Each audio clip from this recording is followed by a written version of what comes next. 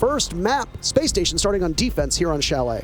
Yep, here we go. It's a fast one. Parky, they know what they want, and they will show us in a minute. Will it be the Thatcher? Yes, it will. Starting off with the comfort, as we always do. We all know that Thatcher's not going to make it to the party. He rarely, if ever, does. Now, NIP, do they target ban hot and cold on that Ying or the Bug, or will they go for something else? It is indeed the target ban. A wise choice, if you ask me, because I too would have said, you know what, the Ying is going to be a big problem because hot and cold and SSG are just so good at using that operator. Valkyrie's good at join. We see the kind of menace that Valkyrie can be on a map like Chalet and on most maps, in fact. Curious choice, though, for this defensive ban on the side of NiP, because Valkyrie tends to be a very strong operator that the Brazilian team favors quite a lot. Echo is the final defender ban, and as you can see on the top of your screen, Thatcher, Ying, Valkyrie, and Echo will be unavailable for the entirety of this matchup. Now, if we talk about attacker-favored, defender-favored style maps. Through the group stages, there's been a bit of an upending of conventional wisdom here. There have been a lot of attacker-favored maps, and Chalet does tend to be historically one of the more attacker-friendly. Yeah, absolutely correct, and I don't think this is going to be much different, to be honest. With the Valkyrie and the Echo both being gone, the only sort of information that you can really have on defense is the mirror, which Bosco is showcasing and sticking right now, and of course, the bulletproofs. But the thing is, SSG, they know a thing or two about information because they typically bring a bulletproof almost every single round. However, this time, Skies in the mute will choose not to. He'll bring the C4 instead. The mirror window will be the only piece of information from the side of SSG. And I would argue, with the way that the operator bans went, I would almost favor NIP. NIP themselves are not dependent on the Ying. They don't typically play it a whole lot. However, SSG, they do. If something is going wrong, or if they want to make sure that it goes right, Ying is typically the operator for SSG to enable that play. So I'm curious if they have a different operator up their sleeve to replace this operator, whether it be, let's say, the Capital, or, dare I say it, a Monty or a Shield or something funky. Good amount of examples of this Mira play on the top floor comes from the North American League. Spacestation will be very well familiarized with this. We saw the Sonics do it in the group stages in particular. And when Mira does elude a ban in that ban phase, not always a common thing, it's nice to see what impact she can have in particular. That Mira window up by Chimney is going to be incredibly useful for holding top floor control. We'll see how quickly NiP can slice right through it. Once again, watch for how much the attackers can do here, because I suspect if NiP cannot get off to a strong start on attack and Spacestation takes a couple rounds, it might give us a good window into how these teams are going to play.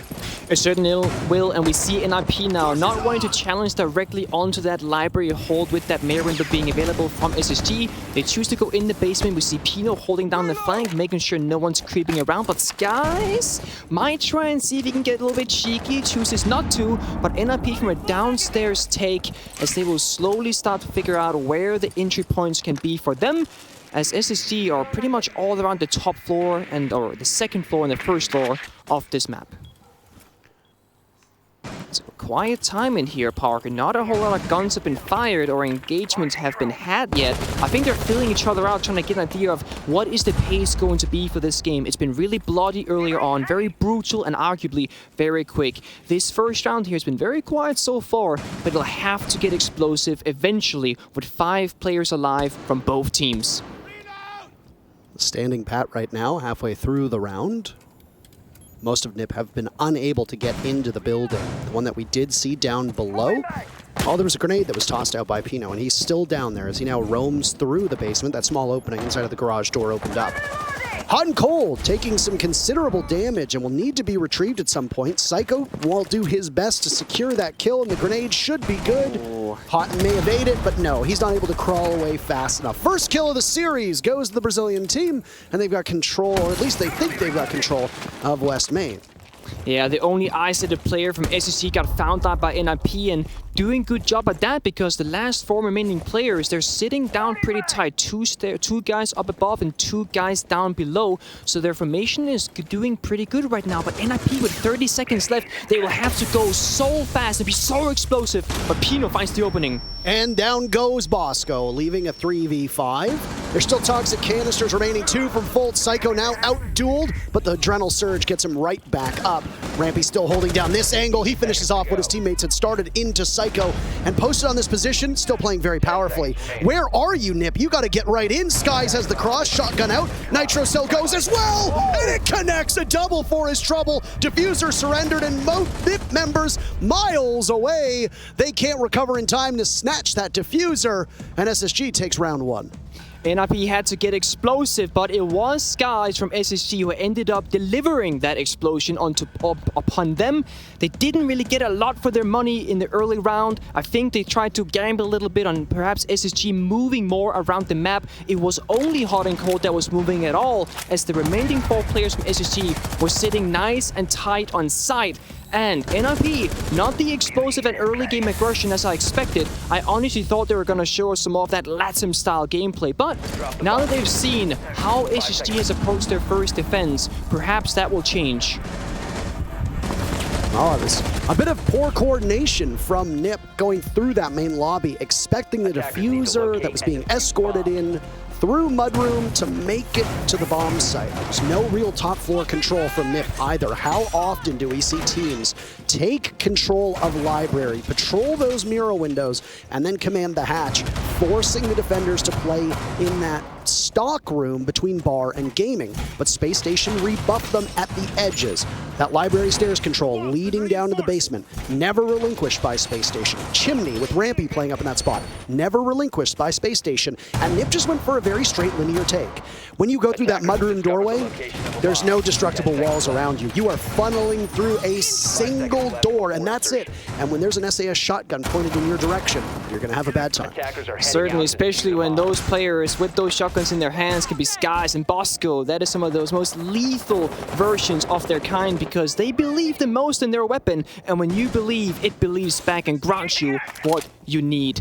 SSG, one of their, well, 2 of their prime factors is 1, they are so clutch. They have the most clutches this entire tournament. But speaking of clutch, look at NIP going for a fast side take.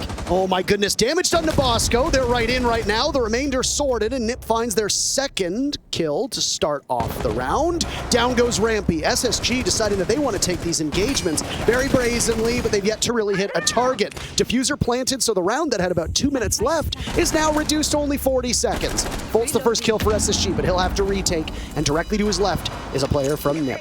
Down goes the shield, but he can't see too far. His position back in, spotted, and they know exactly where he is. There's 3 guns aimed at his position, and he is as good as done. There's only 2 remaining. SSG have that top floor control, but they're miles away from the Diffuser. 20 seconds remaining, and they're just being picked off, hunted for sport by Nip.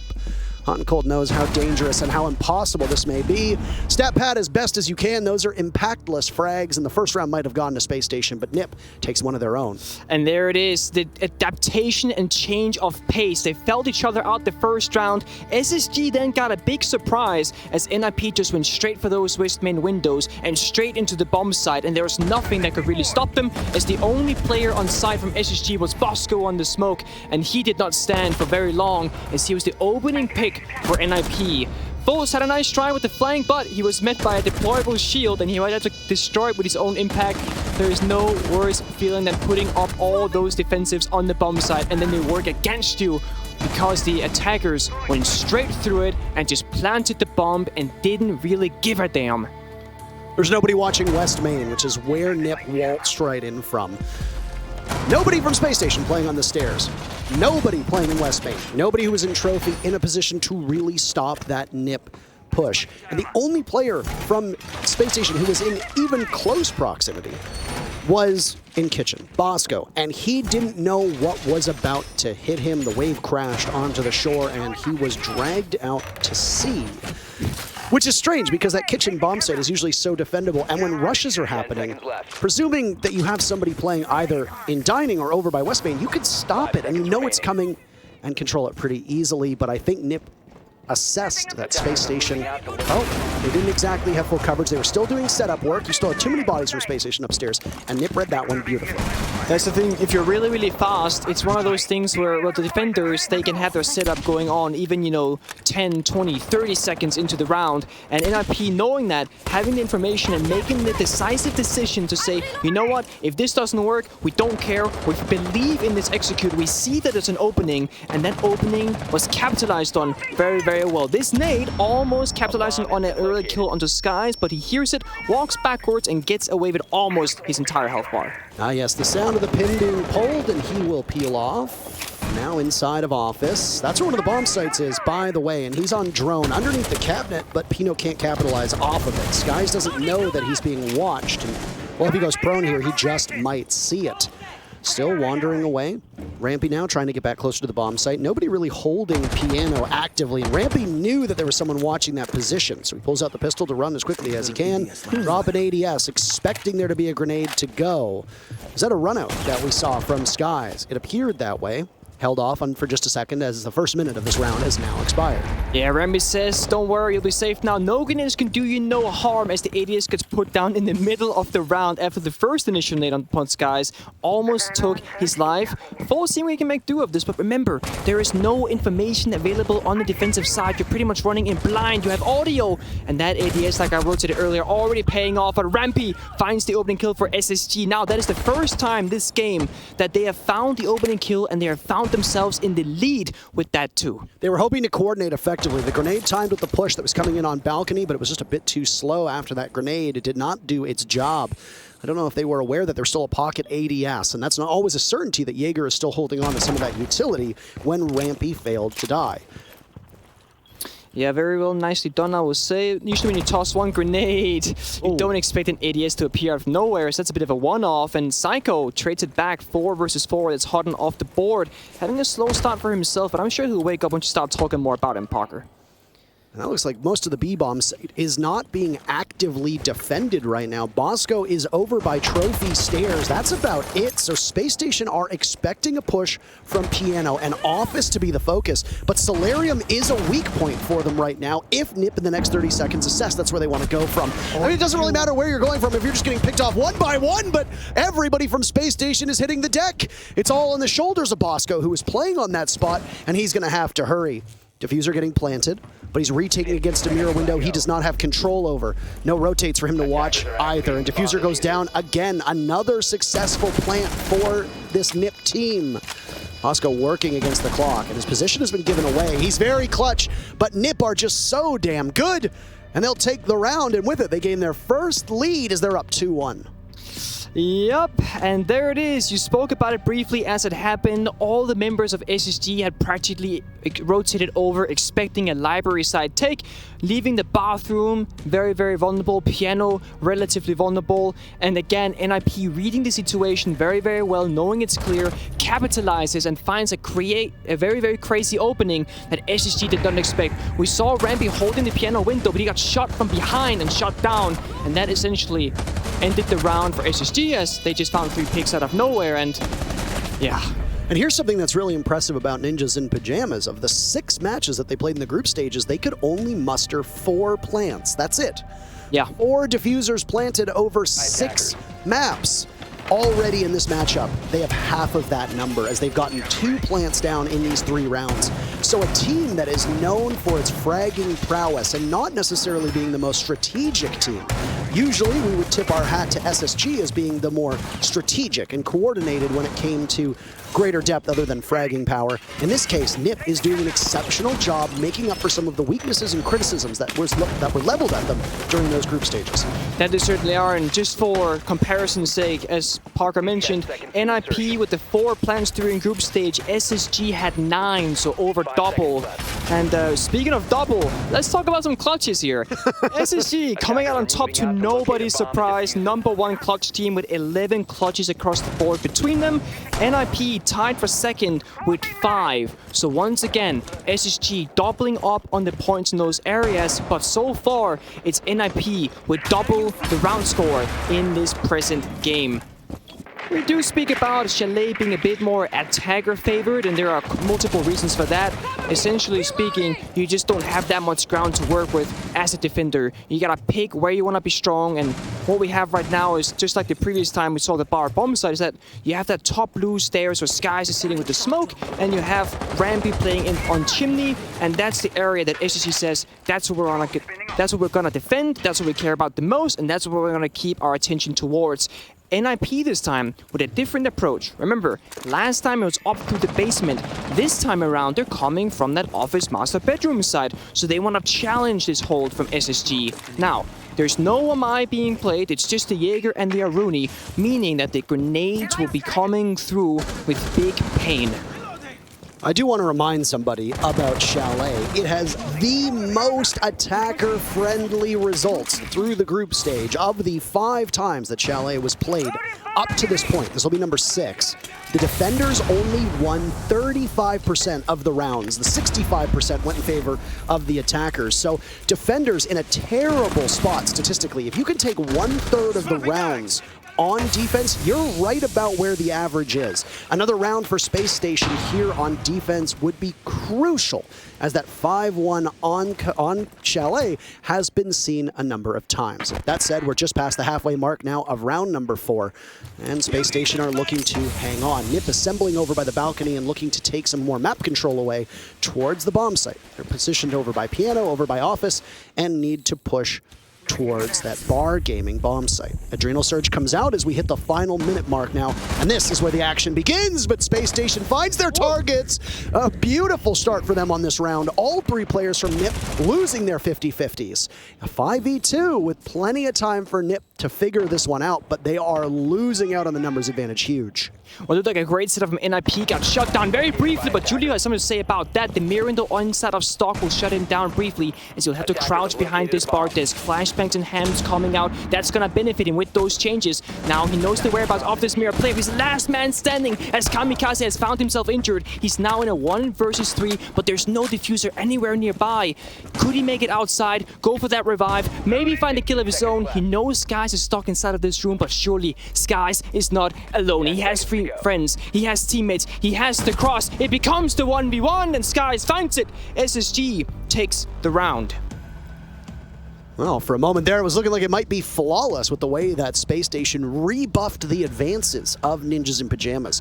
Keeping it this close, being on defense on Chalet once again is a good sign for Space Station. And the way that they're playing this aggressive style, taking those engagements on that previous round, was a winning formula. They're not going to be able to go back to this bomb site. Bar Gaming is now locked for the remainder of Space Station's defenses, as they have won it successfully twice. Now, could we see something swapped up here by going to the bottom floor bomb site? Well, Nick, while we were talking, it actually looks like the answer to that is going to be yes. Space Station will do what they do on many maps, play every single bomb site that exists in the game. So what is typically known as an incredibly hard bomb site to defend is going to be picked by Space Station. But wait, of the 6 times that this bomb site has been played at this event, it's 50-50 as to whether the attackers will win. That's not bad. I mean, if you're 50-50 on the odds right now and you're SSG seeing those odds, I think you're saying that you're happy with that. The one thing that could be very awkward, though, I will say, is that Psycho is now on the Flores. And this kind of is like Oregon basement defense, where you're going to be solidifying certain positions and you're going to be sitting pretty tight on side. The Flores drones have incredibly high value and can help you get rid of those crucial positions from the defenders. So NIP doing a pretty good job at assessing the possibilities and maybe figuring out what are our weaknesses and what do we want to be able to do. And again, Bosco on the Wamai is going to kind of complement into that, where they want to worry about the grenades, but in reality, the thing that's going to be destroying your stuff is going to be the drones. Well, Psycho's been the standout performer in the head-to-head with SSG. Both he and Rampy are on top of this team statistically. Psycho actually is the 4th highest rating of every player through the group stages, and obviously it speaks to the dominance that NIP had so long in the groups. Yeah, they lost the last match to BDS 4-7, but you know what? At that point, NIP had nothing to play for. A loss to BDS didn't change the results of the group. You had an opportunity to play a map you didn't really care about, maybe save some strats and prep for the next day. I think NIP handled that one appropriately, though they could have gone a perfect 6-0. So in regards to Rampy, by the way, 14th highest rating. So a bit of a difference right now. Hot and Cold is a player that SSG also needs more out of. He has had an average performance here through the groups, and in this round, it's a bad performance. He gets punished by a grenade relatively early on, leaving 2 minutes for Space Station to find themselves down a man. It's always this window in particular, and it's always a grenade flying through it. And like the previous round, there was Skies. This time it's Hot and Cold, and right now, this time around, it's Pino. Gotcha! Pokemon was chosen, it was captured, and it was defeated. That is Pino off the board, and now it looks a bit better for SSG. 4 versus 4 now, and they've kind of evened back the score. But speaking of NIP, they looked like they were in a bit of a slumber throughout the last couple of months, especially in their domestic tournaments. They weren't really looking like a team that were champion-like, but they have really shown up at Sweden so far. There's a line of sight from the very top floor up an office that lets you look down into the bottom floor, and I don't know if that's what Nip is going to try to go for. It also involves opening up hatches. Kamikaze was over inside a big garage looking at the double panel where Musi is right now to try and open that up, but instead it's the wine cellar wall that they're going to go for first and foremost, and not the back one leading to the corridor in the garage. It's looking pretty good, but now we gotta take a look at what comes out from SSG. The Kite Claws here and the Jammer. They're putting a stop to NIP's push, and they need to find a way to destroy them, because otherwise this round is not gonna look good for them. What do they have available? No nades from Musi, about to wall bang his way through this bottom closet. Kite Claw on the outer wall and the Jammer on the inner. So essentially what it comes down to is... Oh, C4 in hands, guys, looking to get cheeky. He knows he has to find it. Oh! Pong does not go through, but SSG knows they cannot breach these walls. They have to force their way through. Did a fair bit of damage to Kamikaze, by the way. There's a kill for Nip. A second follow-up. No. Fultz looks at the ground instead of upwards. So now Kamikaze will need to tear through with Julio not too far off inside of blue. A split push. But right now, SSG is eluding them. Bosco wins his engagement. It's all on Julio in the midst of the site with 1 second left. And the game of Keep Away will give 3 rounds to Space Station. Impossible for them to lose the first half. This is a massive win on the most attacker-sided map.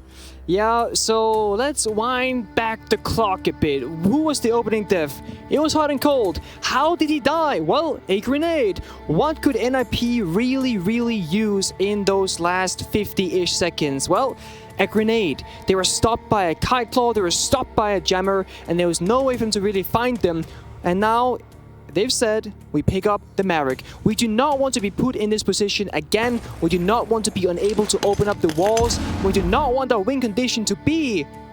Oh, it doesn't matter. I'll take it all back. They 6-picked the Nook instead. So they're gonna go back to this sneaky peeky like go for kills. But to be honest, we're no longer in the basement, so I don't really blame them a whole lot. Nook also brings the grenades, which I think ultimately is what they wanted. You get 2 on the sledge, 2 on the Nook, 2 on the finger with the gun 6. Quick maths, that is 7 explosivos combined with the 6 flashbangerinos from Kamikaze and Julio on the Hibana and the Nomad.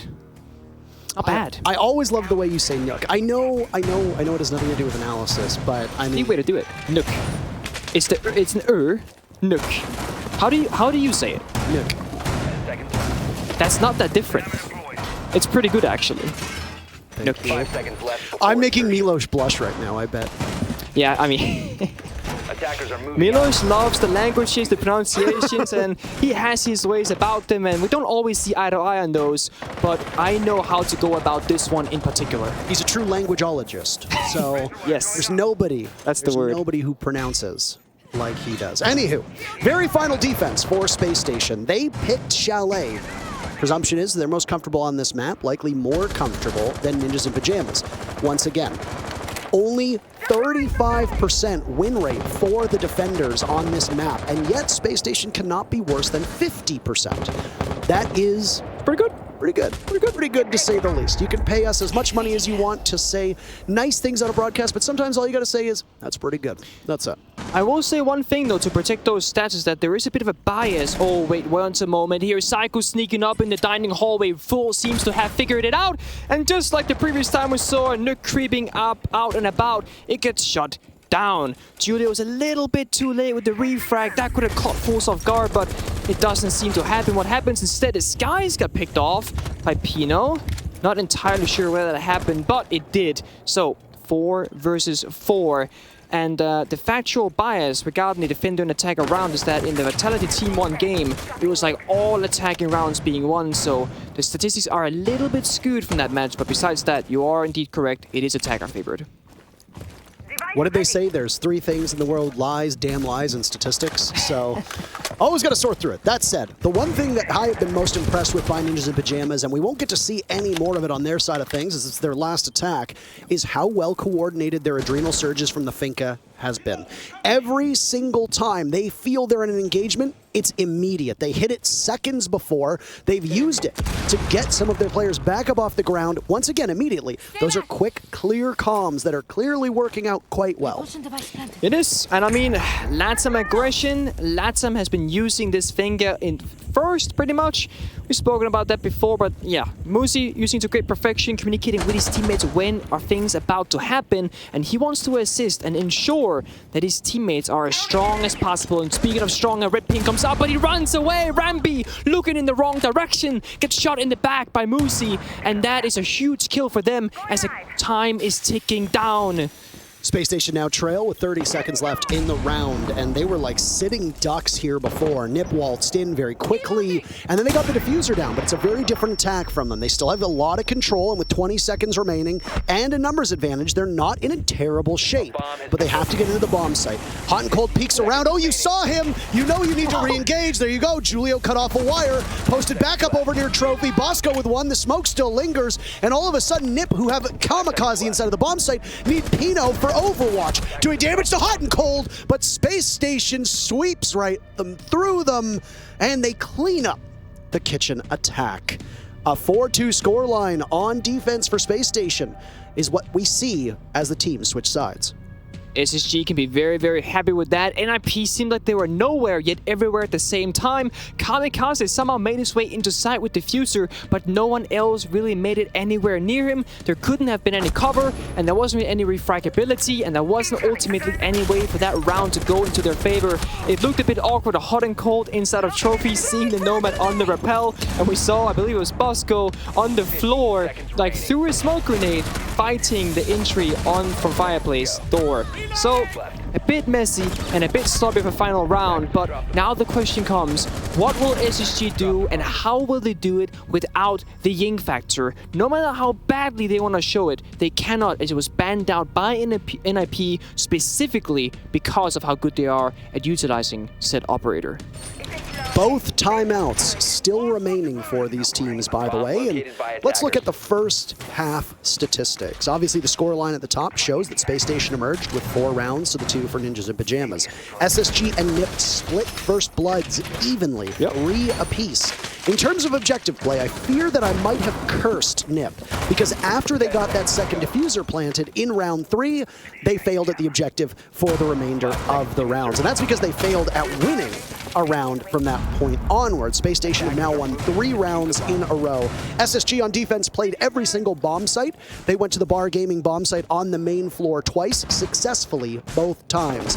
In terms of the kitchen bomb site, they went to it twice, they won once, they lost once. They went to garage once, they won it. They went to bedroom once, upstairs, they lost it once. We'll see what NIP can now put together as we are underway with the very first attack from Spacestation, again on an attacker-favored map. This should greatly benefit Spacestation, but it could be that we are looking at a relatively even Chalet based on the operator bans and the way these teams play it. That's something that we won't know for a couple rounds.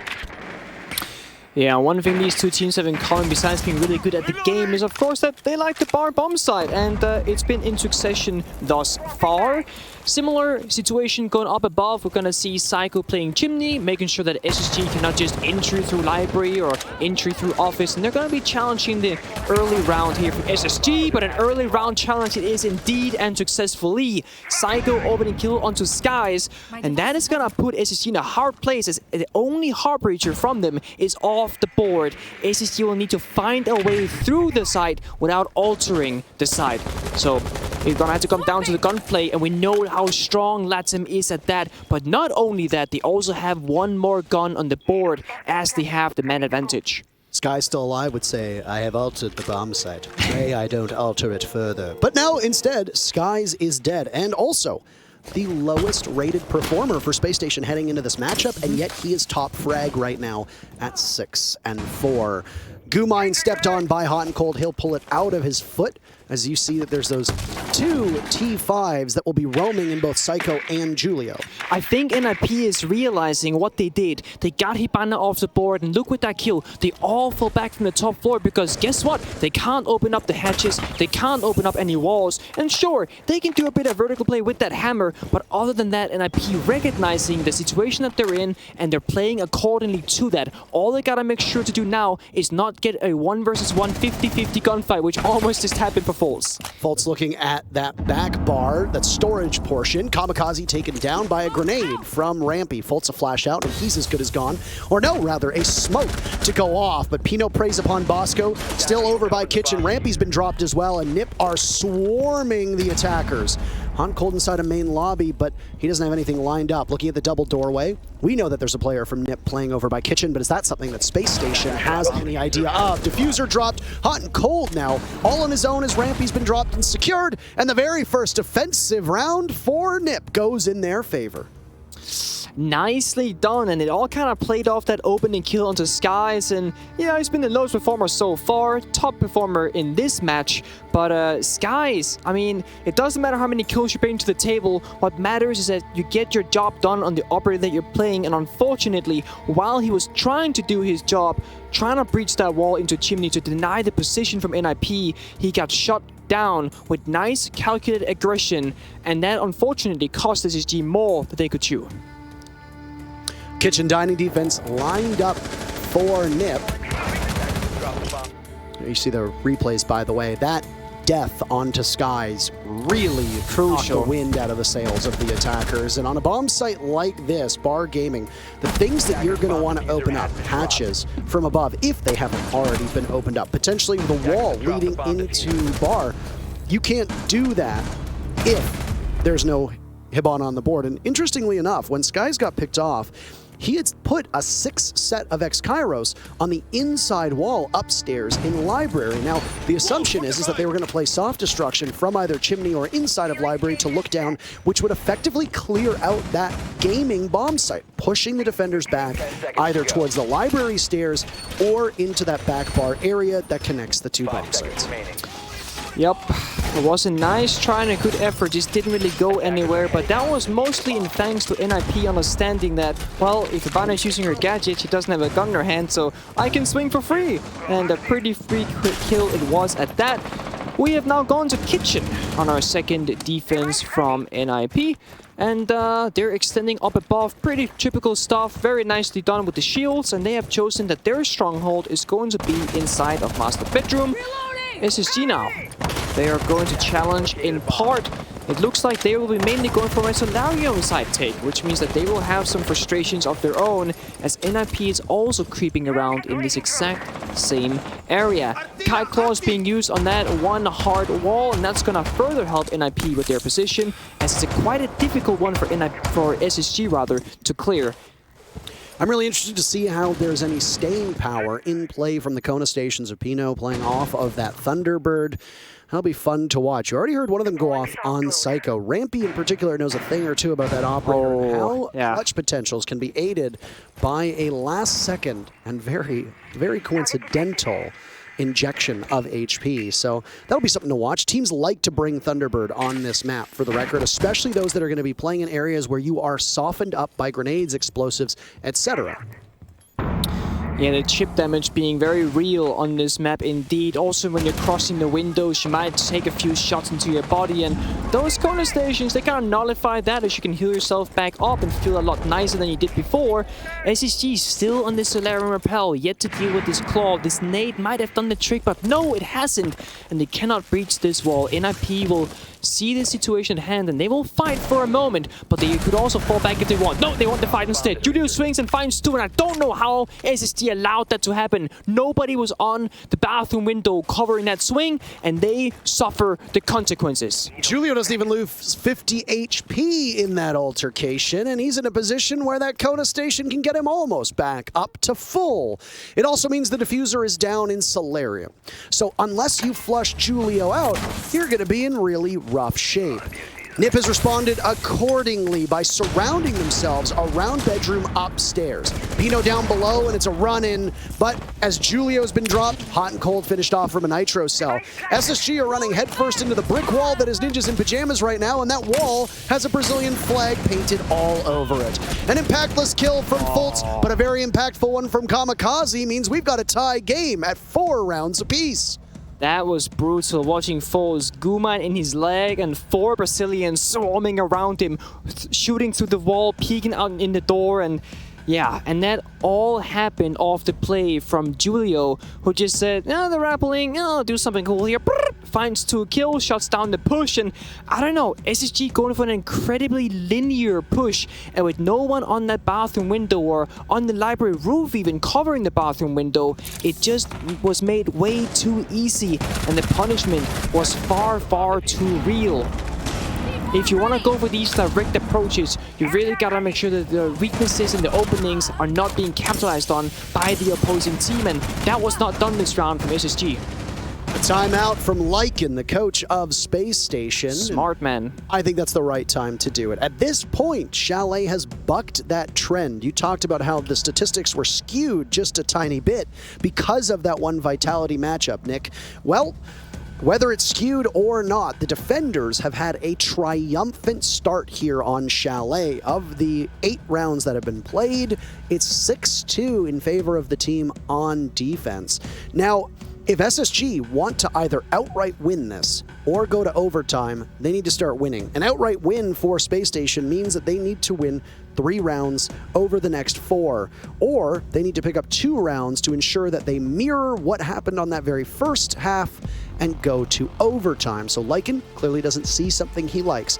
Maybe it's poor coordination, but both when Skies died and then that double play by Julio inside of Solarium were the direct results of a lack of information from Spacestation. Maybe there's some issues going on, confidence, cockiness, issues with comms. Lycan's going to settle them down, inject a little bit of strategy into their gameplay, and if you're a fan of Spacestation, hope that they find their footing. But right now, NiP have looked mighty good on defense.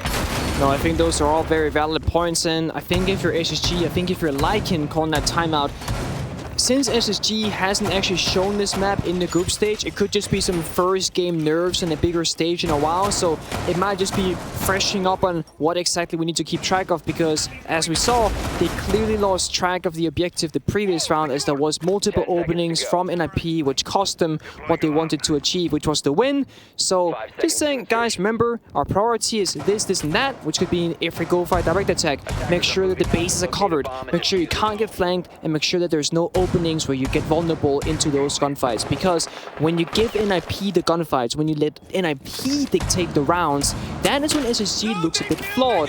Both of these teams, they lack controlling the momentum, and that's exactly why this Ying Bang probably came out, because if SSG has the Ying, they are now in control. And with that being gone, NIP, they're in the driver's seat.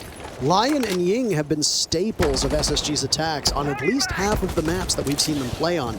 So it stands to reason that this target ban from NiP is throwing SSG off a tiny bit.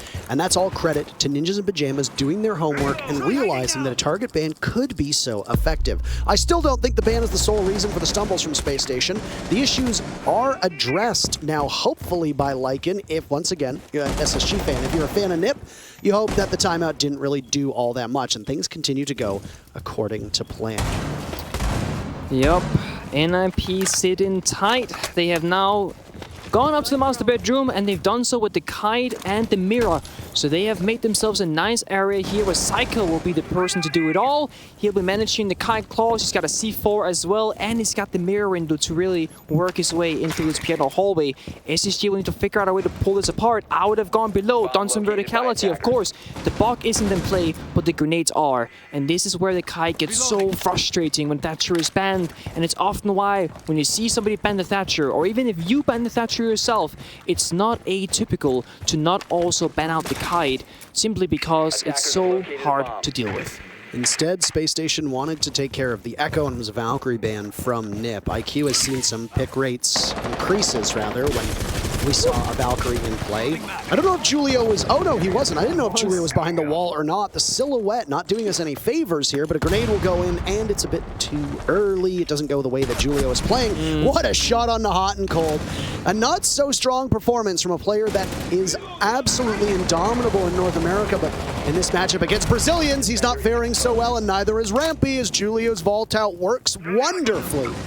Not sure about this from SSG. Is still sloppy. The timer didn't quite hit the mark, but Kamikaze doesn't miss. That is 3 players off the board from SSG, and the only thing that NIP suffered was Julio's HP, as he is close to death but still standing. Bosco from SSG is leading the charge up above while Force goes down below. A gunfight occurs, but it's a whip from both. Force eventually finds the kill, but he's so low on health.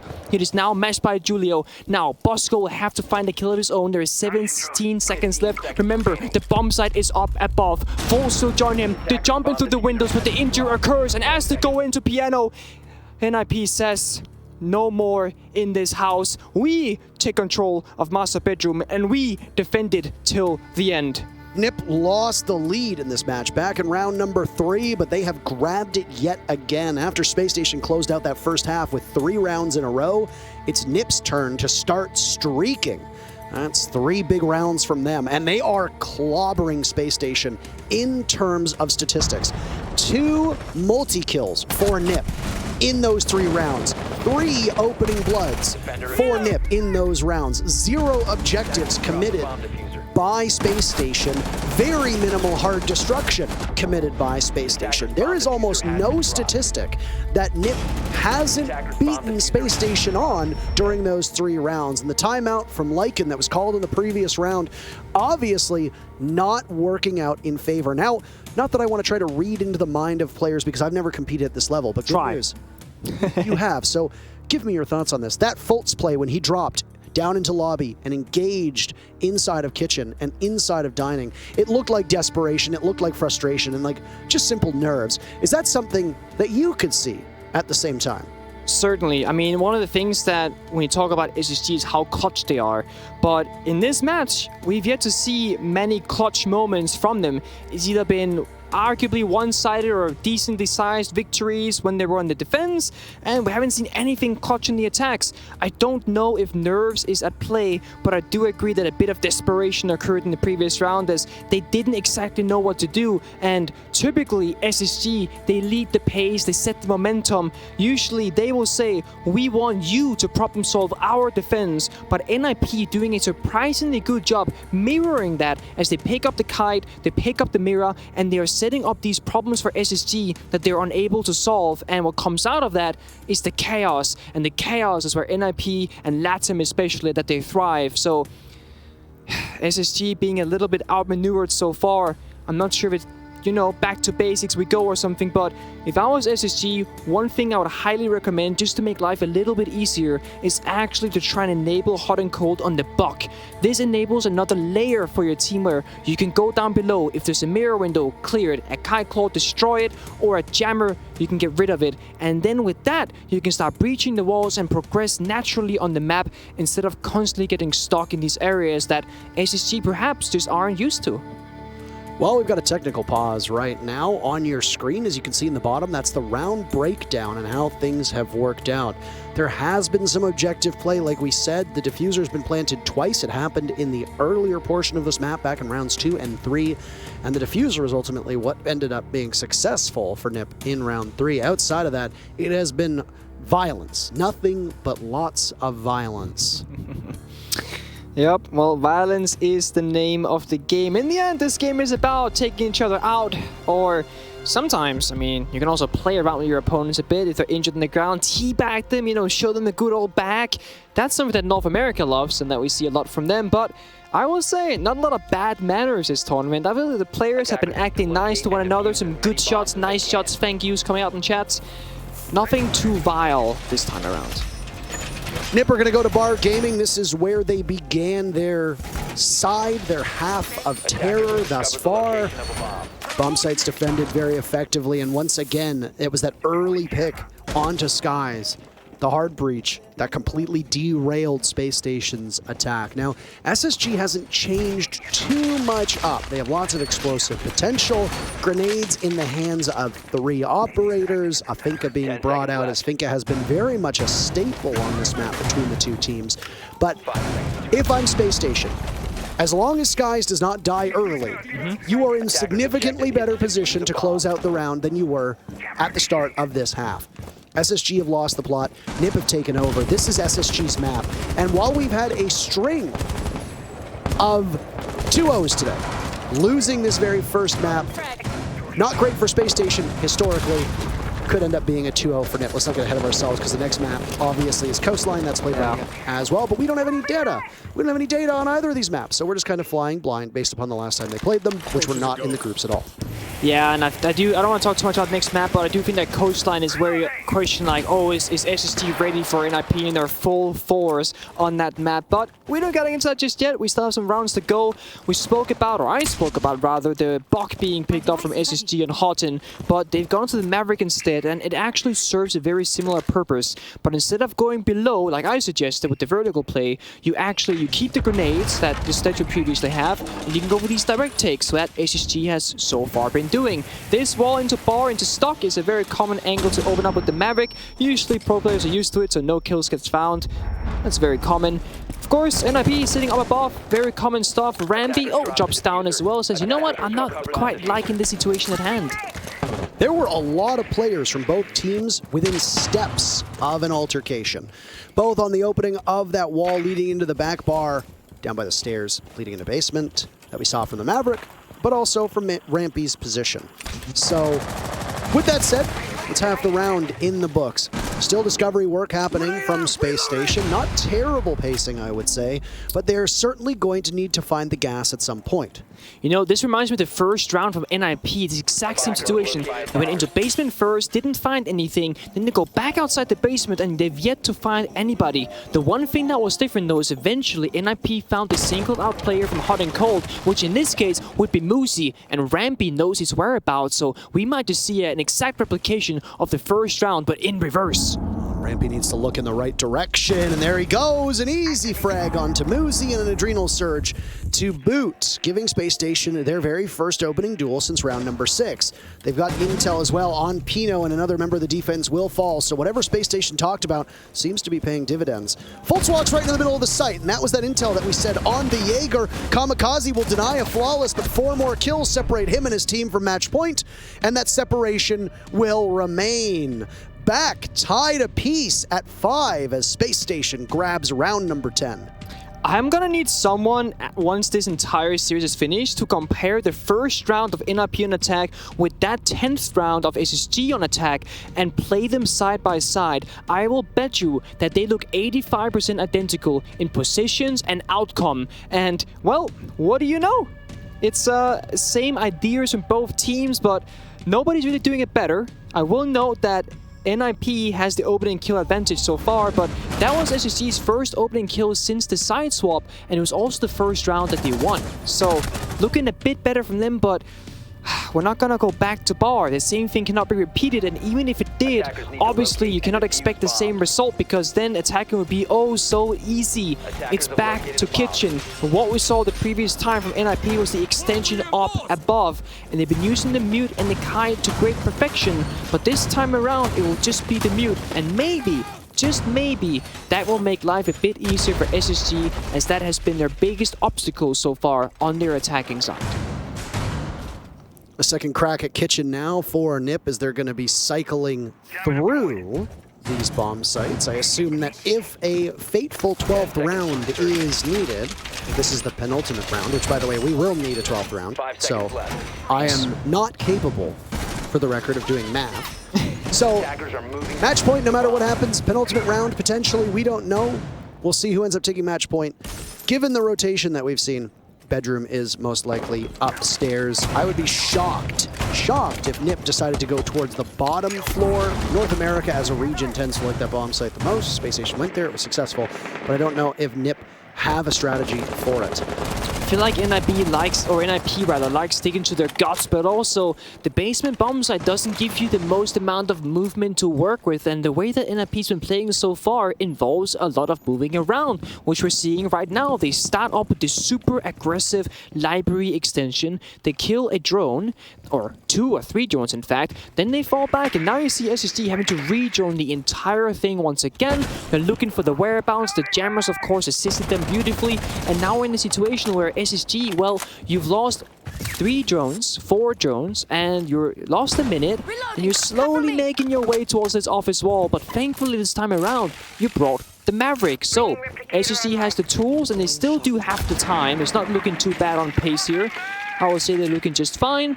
So they will now need to start making work of the office wall so they can progress to the next step, which of course would be the vertical play, and then ideally into the execute. First Nitro Cell goes off, and it doesn't do a lick of damage to Space Station. Halfway through round number 11.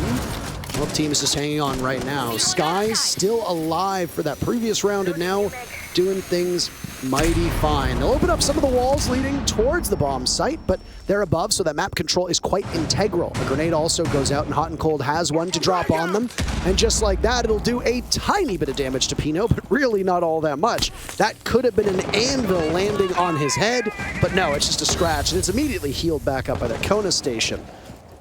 Yeah, we gotta keep an eye on SSG and how much map control they want. A bit of damage dealt to Force here, but NIP, or SSG rather, doesn't need more ground. They don't want it. They got essentially what they came for, but they want to contest the master bedroom. There's 3 bodies from NIP upstairs right now as SSG seem inches away from striking on this execute. Bomb site down below, a focus at some point. Nitro Cell in hand by Pino, waiting over on West Main. First kill goes to NIP. They're going to look to secure match point. Answered immediately back by Rampy. He peels off. Sky's now leading the charge. Diffuser in hand. That's a guaranteed flash, but he misses out and he doesn't know there's one to his right. It's a waiting game now for NIP, still holding on to that advantage. 2 remain for Space Station against the 3 from Ninjas in Pyjamas, and SSG are at the mercy of the clock. The diffuser needing to be retrieved from above. Bosco outside, while Hot and Cold is the one tasked to get it. And it's a rotate from Bosco, potentially towards the main lobby.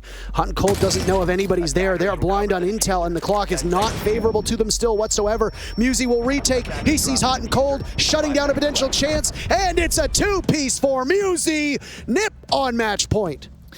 Oh boy, SSG. So, there's 2 ways that could have gone. The first one is what happened. You breach the office wall and you say, we want more. We want master bedroom, we want bathroom, we want solarium. We want to clear out the entire top floor and feel super safe and comfortable. They tried that, it didn't work. The other outcome you can do is that you open up the office wall, you take office control, and then you sit tight. You work right below into fireplace, you breach the wall into dining, and then you work on that execute.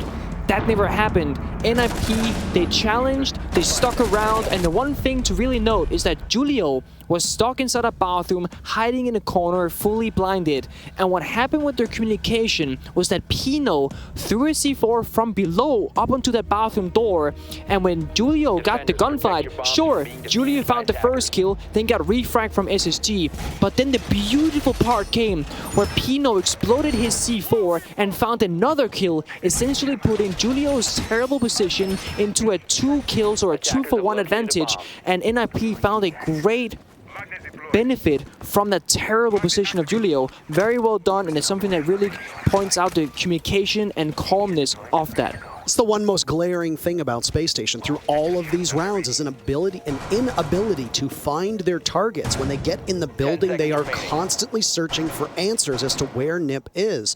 Now, sometimes you can pinpoint, okay, there's a Mozzie on the board, okay, there's a Vigil on the board, okay, there's a Mute on the board. That's why teams are having these struggles.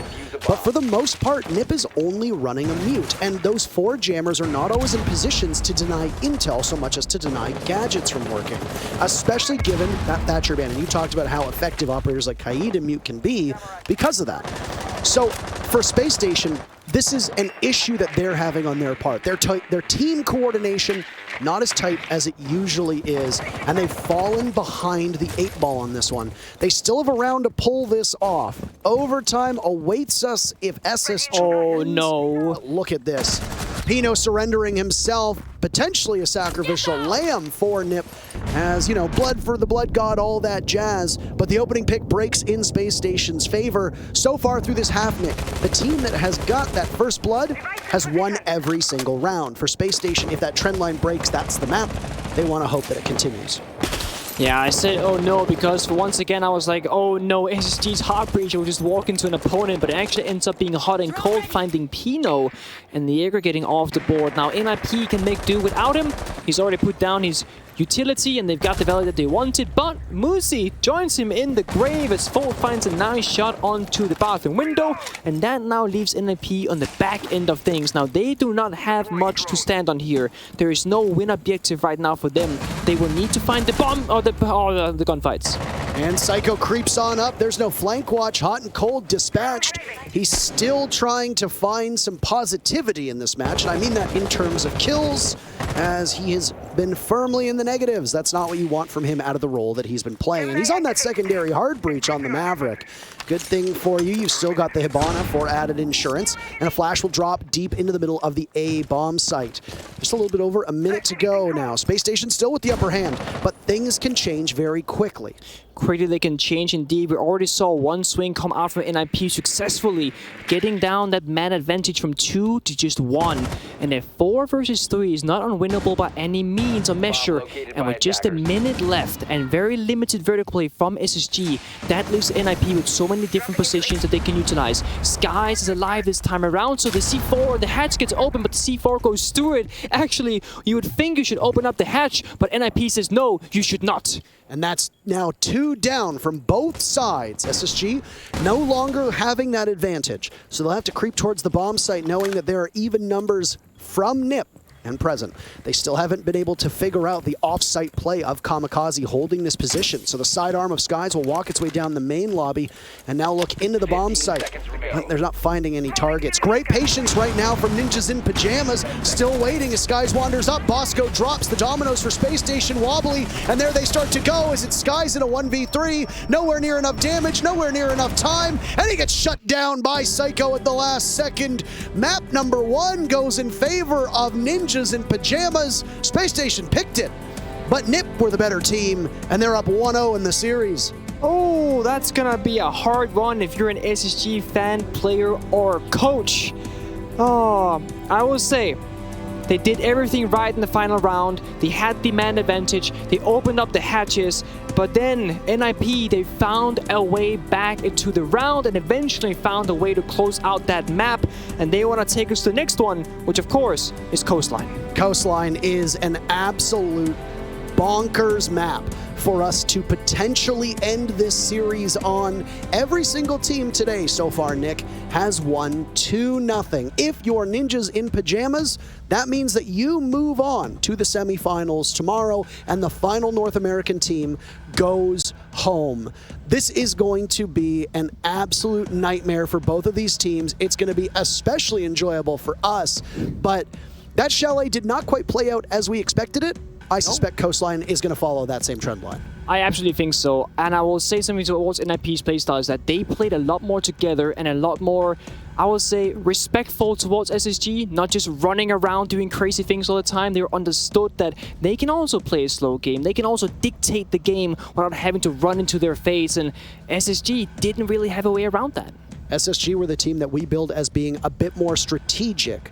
They might win in terms of overall coordination, but lose out in gunfights. It was Nip today who ultimately won out in both. But let's get to know Space Station a little bit more. We've got a video ready for you of them between these two maps.